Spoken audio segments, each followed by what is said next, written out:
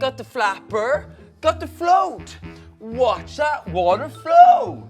Got the flapper, got the float. Watch that water flow. I think we've got it. Yeah, let's go get ready to dance. Toilets!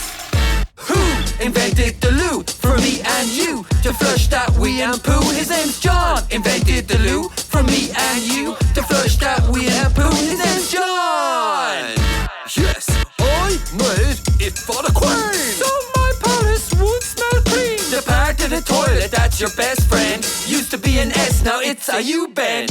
Everybody get down, sit on the loo, take a poo right now. Hey, flush that food that was in your belly. Bends like a U so it doesn't get smelly. What about the water when you flush? The cistern, make sure that you get enough. Got the flapper, got the float. Push, watch that water flow. Everybody get down, sit on the loo, take a poo right now. Hey, flush that food that was in your belly. Bends like a U so it doesn't get smelly. If you got a problem, here's our intention. We're gonna solve it with an invention. Tell me who's got the move? The Body Brothers, the Body Brothers. Just look at what they can do. The Body Brothers, the Body Brothers. See ya later next time on 1, 2, 3.